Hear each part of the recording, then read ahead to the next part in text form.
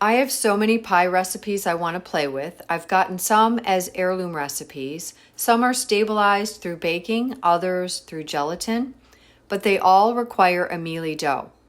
A mealy neutral dough means that it's been processed in the mixer until the butter pieces are very, very small, and the water that is added brings it together so that it's stretchy, but it's not super flaky when baked.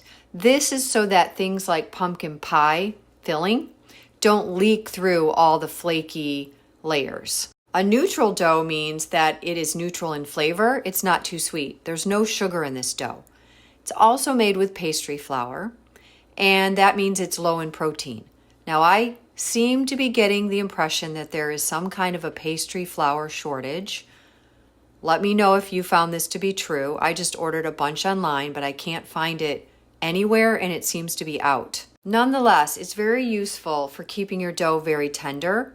I am rolling the dough with 2 rolling pins. The French rolling pin gives me control. You can see I can push the dough into the corners, and the flat straight pin is going to give me an even thickness all the way across. I'm attempting to touch it as little as possible with my hands, which warms up the dough and can cause the butter to melt and get tough.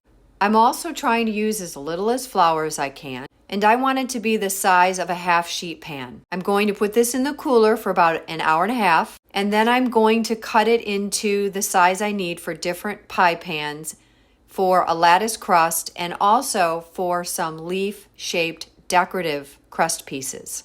In a professional kitchen, I would be using a dough sheeter, but in the home, you have to learn to work your rolling pins. You have to develop some skills. Even for a short period of time, the dough needs to be protected from moisture loss in the cooler, so make sure to wrap it. Don't submerge your wood rolling pins in water. Just wash them with a clean, hot towel.